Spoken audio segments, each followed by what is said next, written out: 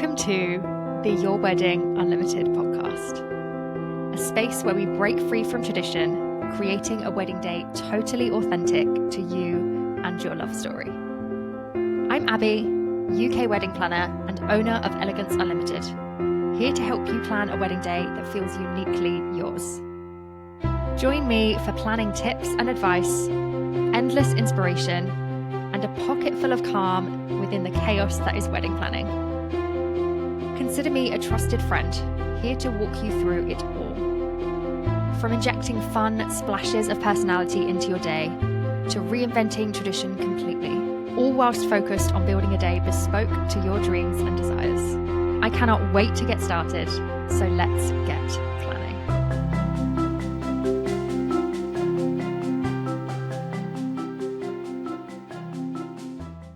Hello, welcome back to another episode of the Your Wedding Unlimited podcast. My name is Abby. I am a wedding planner in the UK. If you are new here and you haven't yet met me, welcome. Thank you so much for joining. I am so grateful to have you here. As we sit down to do this, I've recently just looked at the Spotify Wrapped that comes out for creators. Obviously, the first time I'm getting to see it as a podcast creator myself now. And it was so exciting. It was so fun just to see how many of you guys have listened this year and enjoyed the podcast, and which your favorite episodes were, and how many countries we've reached. I don't normally do this long of an intro, by the way. Normally we get straight into things, but I just feel like I need to take a moment to say a huge, huge thank you. 32 countries have been listening to my podcast. That's wild, because I'm just a gal. I'm just a gal who loves planning weddings. I'm just a tiny little person, and there's 32 countries that are listening to this podcast. I mean, not to get gushy straight from the get-go, but that's incredible. And we've had so many listens, wonderful, wonderful feedback and love and all of these things throughout the year. So I'm so, so grateful. This is episode 49. We are almost at episode 52, which will be a 1 full year of Your Wedding Unlimited, the podcast. And I'm so grateful. So if you are enjoying this and you've been finding it, helpful and insightful, and it's been guiding you along the way through your wedding planning journey, then thank you so much. And I am glad it's been helpful. If that's enough of that, let's get straight into things today, shall we? We are back with another episode. Today, we are talking about repurposing your wedding decor, which I know is a huge thing in weddings. It's something I actively encourage my couples to do, because who doesn't want to make the most out of what they're paying money for? We want to squeeze every last drop of usefulness and good things out of the things we are investing in and spending time and money and energy on. So repurposing is just an incredible way to not only be sustainable with the things you're using and kind of get more use out of them, but to make the most out of every single part of your wedding day. So we are going to talk about that today. If it's something you're interested in, then definitely keep listening. I will give you all of the advice and tips as usual. Before we get stuck straight on into things, if you have not yet subscribed, if you are not yet following, if you've not yet given us a review, this would be a fantastic time to do so. As we are closing up the year, if you are newly engaged and you're ready to start your wedding planning journey, just do it now. And then you can follow and subscribe, and it will keep bringing you back so that you can keep coming back for more tips and advice whilst you're on your wedding planning journey in 2026 and beyond. So please do that, and we will get straight on into the episode. Let's go. Okay, repurposing your wedding decor. So firstly, I wanted to talk a little bit about why it's important, why it might matter, why we wouldn't just picture our wedding day and planning it in these 3 different sections, like your ceremony, your drinks reception, your wedding breakfast, and beyond. Why are we not just thinking about it in different parts? Okay, there is a huge element, I think, and a huge rise, I think, in the wedding space in general, of sustainability and people wanting to not have all of these kind of single-use items, things that can't be used again. We've paid all this money for it, invested in it, it's never going to get used again, we're just going to chuck it after this.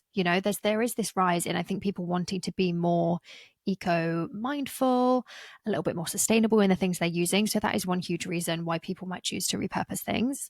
Another reason, which I did mention just a second ago in the intro, is budget and money. Why would you not want to make the most out of something and get that cost per use down with as much as you possibly can on your wedding day? Why wouldn't you want to do that? I think what an amazing thing to be able to do. It's the same concept if you're going to buy yourself a really nice new coat or a nice new pair of shoes, or you're going to buy something for the house, maybe a new TV or something, and you're like, gosh, is it going to be worth it? Is it worth me buying that new coffee machine? Well, how often do I drink coffee? Every morning? Yeah, probably is worth it then. If you're not a coffee drinker, I'm not a coffee drinker myself, it would be an absolute waste of money for me to buy myself a coffee machine. However, I do invest in a nice kombucha every now and again. Love myself a kombucha. So if I could invest in a nice kombucha making machine, if they existed, I'd probably buy one of those, and that would be worth it. I'd bring my cost per use way down. It would be so worth it. So it's the same concept with our wedding planning. We want to make sure that we are investing in things that, as much as possible, I think, that can be used again and that's worth the money that we are paying for them. Some things, don't get me wrong, it does become like a one-time thing. It's a one-time investment. And you're like, I'm okay to let this go. It's going to get used once. It is a lot of money. That's fine. Okay, I'm not going to sit here and say to every single one listening, you have to be super eco-minded and, you know, conscious of the things you're buying, and if it's going to get wasted and how much money you're putting into things. You know, that's not my business. Okay, and I'm not going to get into a whole debate about, you know, the climate and society and waste and all of those things. I think we are all intelligent enough to know that we can do our bit in the way we can. And if you want to make certain decisions for your wedding day, I'm going to encourage you to do that. Okay, let's make the mindful choices where we can, and otherwise let's just enjoy ourselves. Okay, because it's our wedding day and we're spending a lot of money on it, so let's try and enjoy.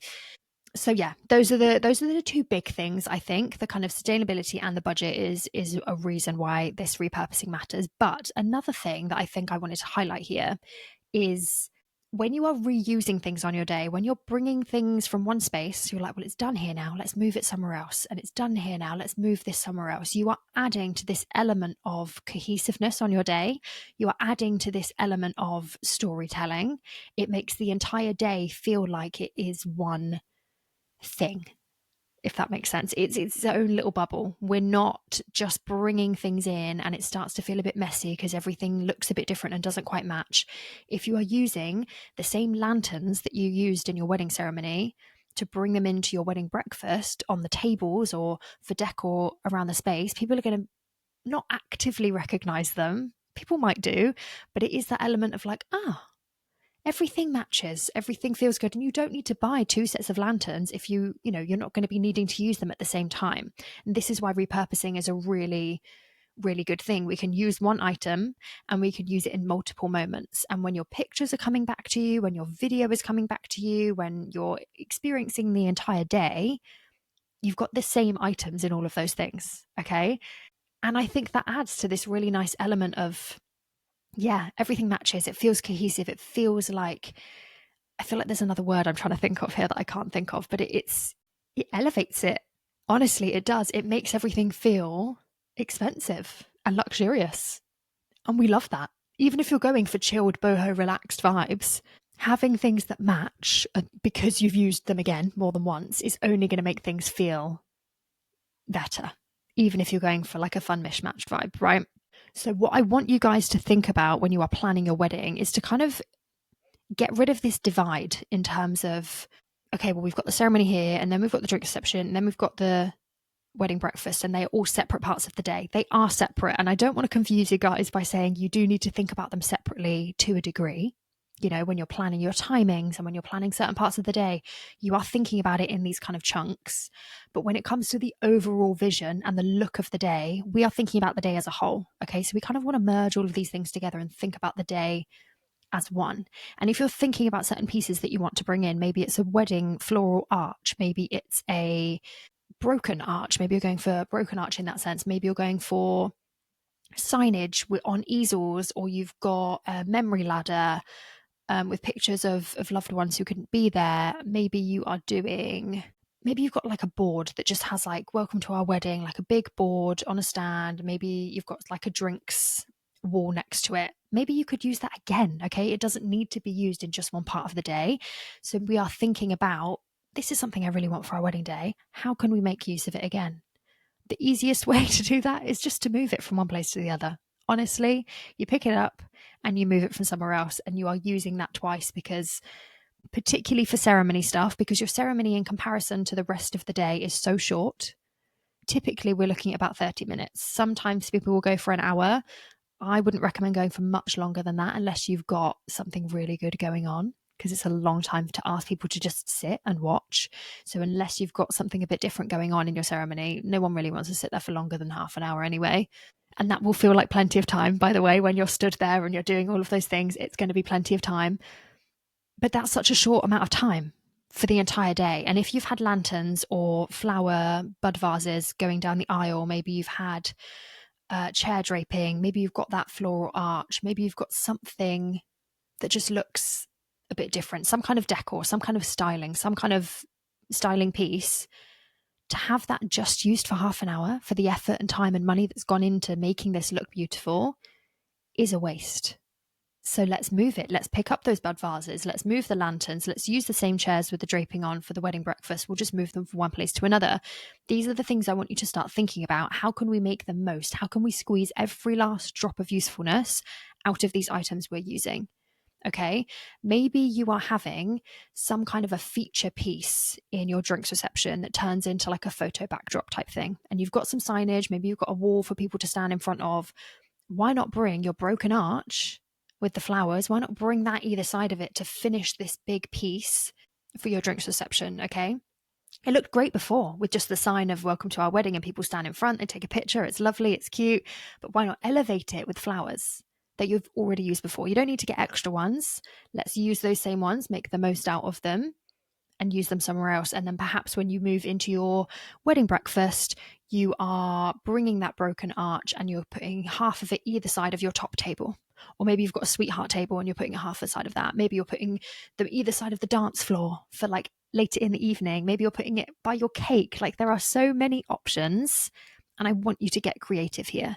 This is where the fun comes in. There are lots of parts of wedding planning that people don't like and that are boring, to be fair. Even as a wedding planner who loves my job, there are parts of the process that I'm like, this isn't the most fun. This isn't my favorite bit. I would much prefer to be doing something fun and creative and mood boarding and thinking of all the fun ideas, right?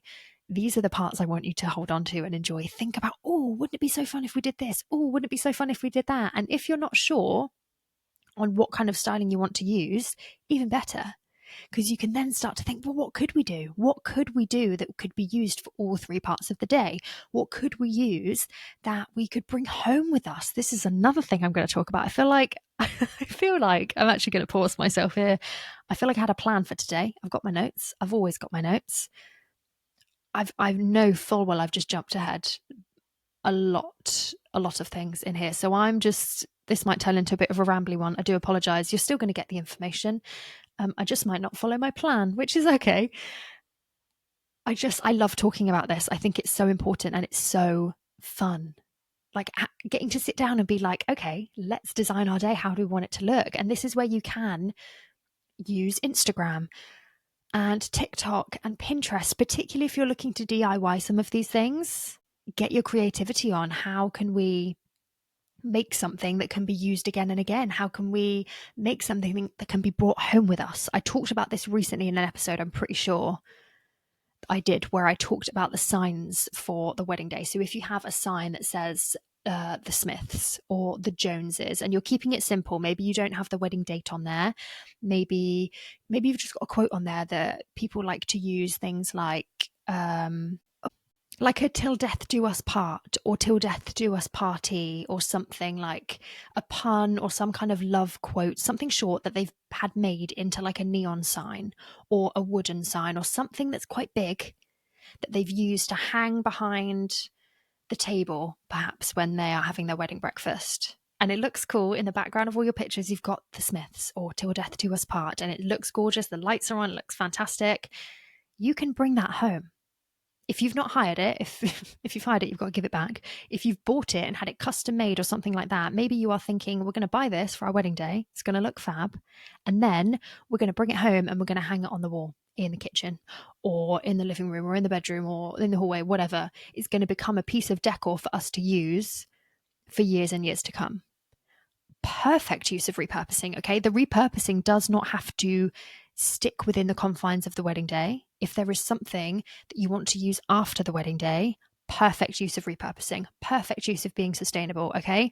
I remember when my mum got married back in 2019 and she DIY'd a lot of her little decor pieces. And I remember she had these mason jars that she'd put, it was really in kind of on trend back in those kind of few years to have that, like, not twine, I try and think what the material was, but it was like twine wrapped around this mason jar, and she'd stuck some little things on in their colors, and little anchors on it. It was very kind of seaside vibes, a lot of their wedding. It was really cute, and they had flowers in them on the tables.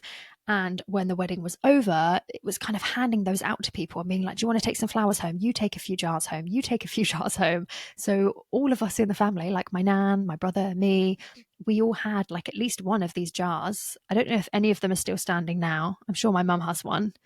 I'm sure they've broken over the years, those kind of things. But we brought them home, and they would become the vase that we'd put our flowers in, or we'd just keep little things in. And you can repurpose things like that so easily. If you are going around now, and I know a lot of people do this, if you are going around the charity shops, picking up little bud vases for £1.50, £2, whatever, building up a little collection over time. Maybe you're going around and collecting all of the brass candlesticks. Maybe you're collecting glass candlesticks. Maybe you're collecting picture frames to put pictures in on the wedding day. Hand these out to people afterwards. Maybe the picture frames you use for the next however many years, and you're using them to like frame as gifts for people at Christmases and birthdays. These things can be used again, okay? Or you can get rid of them, pop them on Facebook Marketplace, pop them on Vinted. Gosh, I don't know. People are getting rid of all sorts in all sorts of places now, and you can just say, I've got a bundle of wedding stuff, and people are getting rid of it for free or for like a low cost. But think of the ways that you can reuse those things again. You know, it doesn't have to just stick to how can we reuse it on the wedding day. I would obviously recommend that. Use it on the wedding day as much as you can. But if you can keep using it after, amazing. The same goes for things. I'm getting off on a tangent now because I start getting ideas as I start talking, and I'm like, oh, you could do this. Oh, you could do this. But the same goes for like your wedding outfits. Is there a suit, particularly this that works so well for men that wear suits? If you buy a suit for your wedding, then you get invited to another wedding, wear the suit again. You get invited to a night out, wear the suit again, just wear the jacket again. Maybe you just wear the trousers or the shirt. You can reuse these things again. Of course you can. Maybe if you've had a wedding dress that you can get cut shorter and have it as like a nice going out dress. I've seen people dye their dresses before, so it's not a white dress anymore. It's like a blue dress or a black one. They've had it dyed and cut short and trimmed or whatever, and they wear it again. Maybe, oh goodness, maybe you've got a shorter dress that you put on in the evening for your wedding that you can then, that's just like a nice party dress that you can wear and keep for years to come. Repurposing, okay? It extends so much further than just the wedding day, but you can get creative with this. And I think a lot of the time it's common sense, isn't it? You're just thinking, well, I can use that again, so I'm not going to get rid of it. And it can be a really good way to make the most out of everything that you're paying and investing on. I also think that flowers are a really good one to be repurposing. Throughout the day, make as much use out of your flowers as you possibly can. Okay, because firstly, flowers are expensive. Secondly, if you're going for real flowers, they die so quick and they look so beautiful and so gorgeous. So make the most out of those flowers. Get them in every opportunity that you can, okay? And also, when the day is done, take them home with you, give them out to people.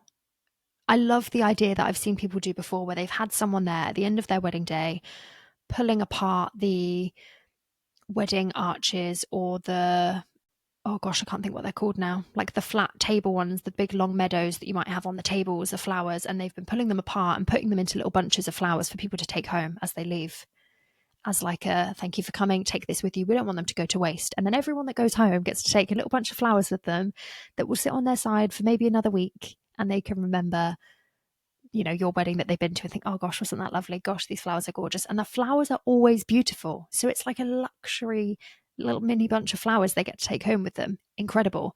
As well as this, think about as well, I want to highlight now regarding flowers, if you want to get them repurposed into something you can keep, if you want to get them preserved, sort it out and arrange it before your wedding day. Please. I see so many people being like, oh, I've just had my wedding day a few days ago. I've still got my flowers. I'd like to get them repurposed into something. I'd like to get them preserved. Is there anyone that can do this for me? I'm sure they still can do it, but think about how the flowers are going to be the day after your wedding, when they've been thrown around and moved and sat in the sun all day, particularly if you've got a summer wedding, they are limp, they are dry, they are not looking fresh and fantastic anymore. You need to get them to this person as quick as possible. And I'm sure they will give you more details, of course, if you reach out to anyone that can preserve them for you. But make sure it's something you've arranged ahead of time, something you've thought about before and thought, how am I going to make sure that this gets to the right place? Does it need to be posted the next day? Is someone going to come and pick it up? What do I need to do? How can I keep it looking amazing until the next day when I need to send it? Putting it back in water, particularly if it's your bouquet, things like that. You want to make sure that it's worth you sending it off to get it redone so that you can get it repurposed. But I really like those ideas. There are endless ideas for how you can repurpose things, whether it is the classic drying them out and putting them in a shadow box type thing. It's not my style. I think there's some really nice other options that I think I'd prefer personally. You can just get them dried into a bouquet that you can keep and hang. Some people get them flattened and turned into little like artwork pieces, pictures with like some of the petals in them and things. Some people get them like fully taken apart and have these big massive pictures made where it's just like all their petals and flowers and things. Gorgeous. You can get them made into paperweights or tables or coasters or a little sign with your initials that has got petals filled with like the resin and all of that stuff. Those I really love. I think they are gorgeous. So many options. So choose before, have a little think about it before so that you're not getting to like after your wedding day and thinking, oh, we should have done that. We could have saved some of these flowers to have something to keep. In general, I think there is this really nice vibe about getting to reuse things more than once. And it's one of my favorite parts of doing weddings because I'm like, where is this going next? What are we doing with this? How are we going to make this get seen again? Your signage, I've talked about before, how we can make the most out of your signage by making it double-sided, by making it something that you can use again, whether it's your welcome sign that you want to hang up somewhere at home, whether we are doubling up and using some of our signage like seating plans, maybe you're using place names that have got poems on the back, handwritten for every single one of your guests. So that doubles up as a favor that they then get to take home. You're repurposing, you're making more uses out of one singular thing. I just love getting to get creative with stuff like this.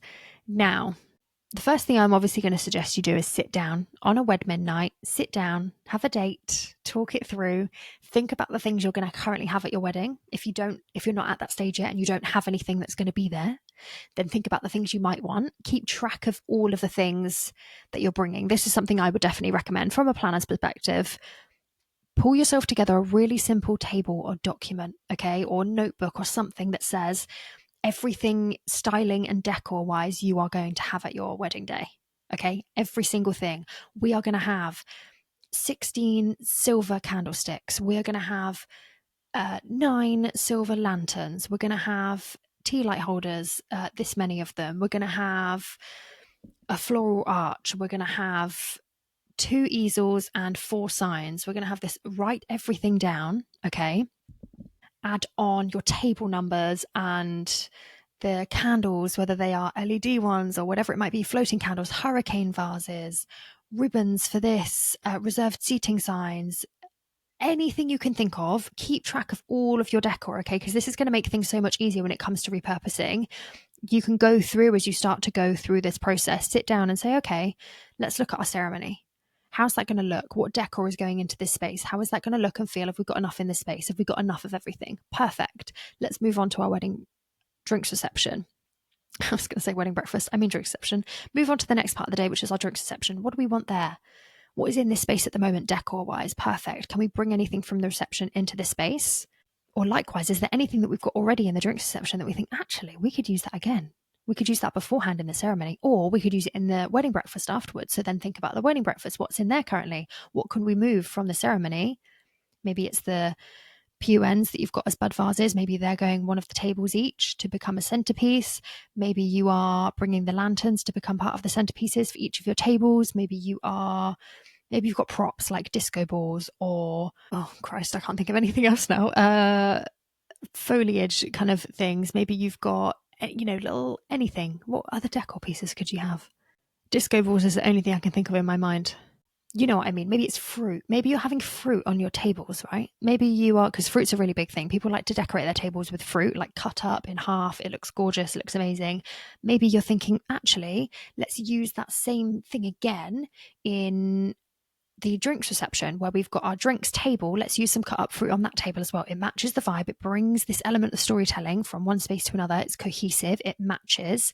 And actually, if we're going to be really fun, let's chuck some on the floor around the candles and lanterns as well to elevate that space. If that's something you want to do, think about it. Would it look right? Would it suit your vibe? Is it something we want to do? Is it going to last all day? If you're cutting up fruit and things like that, maybe it won't. If it's really hot, probably not. But are there elements of the day that you can bring into things? And when you have a document, this is why I mentioned this, if you've got a checklist and a document, it makes it really easy for you to see, have we got enough to do this with? Have we got enough candlesticks to repurpose it into this space? Or should we get a couple more? So we've got extras. And how many of these are being used in the ceremony, but we also need them to be in this place at the same time so they're ready for the next thing. Do we have enough? Think about it. And actually, it gets you thinking about all the things you're using. And you can note down how many times they're being used on the day, where they need to be.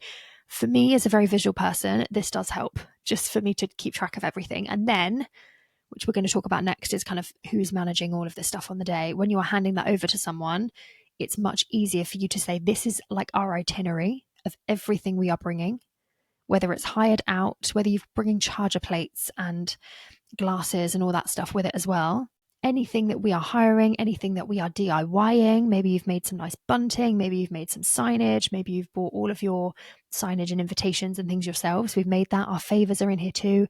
Itinerary of everything. And then someone's got that. They know everything that's being brought into the space on the day and how they have to manage that. So what I want to talk about now, and you know it's coming, I want to talk about now who is going to manage all of this on the day. You need to be thinking about who is going to sort this, because it's not going to be you. Okay. And if you've got a lot of things going on, a lot of things moving, it's not going to be your wedding party either, because they are busy having a nice time with you. Again, there are certain things you can ask them to do. That's kind of part of the role of being a groomsman or a bridesmaid, is that there are certain things you just move. You know, I've been to weddings and it's very normal for people to be like, oh, after the ceremony, we're going to move these giant flower arrangements and the groomsmen are going to do that. Fab. So all I need to do as a coordinator is make sure that that's actually happening at the right time. Or we've finished the ceremony that's been out in the middle of a field in nowhere. We need to move back up to this space where we've got a marquee and someone needs to bring the speaker and the microphones and stuff. Cool. Let's make sure that gets moved from one place to another. It's not always just the beautiful, pretty stuff. Sometimes it is that logistical stuff of, we need to move the speaker back up to this space. We need to move this from one space to another. The microphone needs to be ready for the speeches. Let's get it moved. It's not always pretty and beautiful aesthetic stuff, but it's important stuff. So go through your day, and this falls into place a lot more when you start mapping out the schedule. Maybe we need to do an episode on schedules in the new year. I think that would be a good one to be fair, but you need a solid schedule and you need to move from every single minute of your day. What is happening at this time? How are we getting from this place to the next? Is anything happening in this gap? Perfect. We're done with the ceremony. Everyone's moving out of this space. So is all of the stuff coming with it. Where's this stuff being moved to? And who's doing that? Are your venue doing that for you? Check with them, confirm. If not, and a lot of the time, if it comes to setting up styling and DIY things, the venues won't do that purely because they don't have the capacity to, and it's not part of their venue offering. So like I say, your venue works on your venue focuses on what the venue offers. Anything outside of that, like your own DIY styling or making sure that, you know, specific things are done the way you want them, they're not going to be as fussed about that. So that's when a coordinator might come in and be a really nice addition to this setup for you.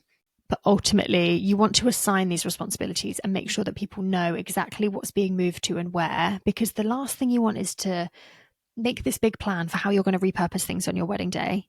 And then you have your wedding day. It's gorgeous, amazing, beautiful. And then you're looking at things afterwards and thinking, I'm pretty sure this is supposed to be moved at this point. I'm pretty sure we were supposed to have this flower arch moved from here to the other. And actually it ended up just sitting in the ceremony space for the rest of the day because no one moved it. This whole beautiful, big, gorgeous flower arch just sat there wasted because it didn't get moved, because it wasn't planned properly, because no one was assigned that task properly. We don't want that. We don't want you to get your pictures back and be like, the only pictures we have of, granted it's gorgeous, of this beautiful flower arch and flower display is in the ceremony, but there were so many opportunities to have used this for the rest of the day that we just didn't do because it wasn't planned into the day. Okay. And this is something you want to be checking with your suppliers beforehand as well. Don't let your suppliers bring you a gorgeous statement flower piece or a gorgeous, big wall with quotes on and all this stuff if it's not able to be moved on the day. Make sure you are understanding from them, how easy is this to move and break down? Do we need to take it apart before we move it? How many people? How much time does it take? Could you stay here to move it for us? Like, check these things, because it's a little thing, granted, in the grand scheme of things that could go wrong on your wedding day. This is minor. I'm very aware. But like I said, we want to squeeze as much use out of it as possible. So let's find out how we can make the most out of this whole situation, right? And again, there might be some things that it doesn't make sense to repurpose, because you're like, just cannot move this, and it's going to take so long to set this up in the right place that we just need to choose one part of our wedding day to have it in that's going to make the most sense, that we want it in. Okay. Maybe your ceremony is turning into the place that you're having your wedding breakfast later on. Maybe it's the same room. And whilst you're out at a different part of your venue having your drinks reception, they are turning around that space ready for the wedding breakfast. So maybe there is an element of styling or decor or whatever that you're keeping in that space, thinking, we're not going to move that, but let's repurpose it still by keeping it in this space. We would have it in this space rather than putting in the drinks reception where it'll only get seen for that couple of hours. Let's make the most out of it. Maybe it's something like that. And there will be things that it won't be worth repurposing. There will be things that it's not worth messing with too much. Sometimes when you move flowers on the wedding day and they've been sat in the heat for a long time, they do start to look a bit sad and limp. It might not be worth repurposing them. After a certain point, you'll think, we're just going to leave those there. That's fine. And I think I mentioned in a few episodes ago, I did a wedding recently for a gorgeous couple, and they had these gorgeous urns with flowers kind of coming out of the top, and they wanted them moved from one space to the other. We moved them. When we moved the second one, by the time it got to this next place of the venue, it had completely disintegrated and fallen apart because they'd used the foam, the floral foam, which I don't think is super popular anymore. It's quite a traditional way of doing flowers, and it's not, I don't know if it's the preferred way of doing flowers anymore. I'm not a florist, so I'm not sure.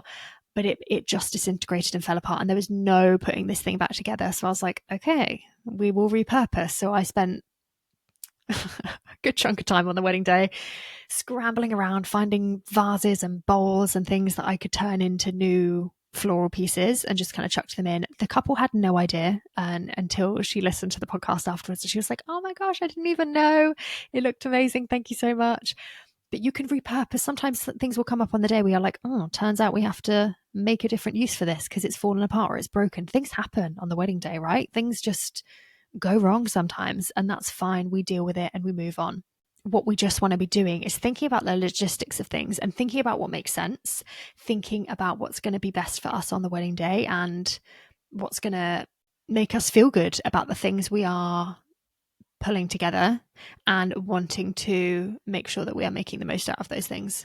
And ultimately, guys, that's it, really. There's not too much else to it. I just want you guys to be making sure you're making the most out of everything. Okay, so if there's something you can use again, use it again. And it can be anything from the whole day, even down to the things when you're thinking, I'm going to buy myself some pajamas to wear in the morning of my wedding, knowing I'm going to wear them again. Okay, cost per use coming down as we see it. That's what we like to see.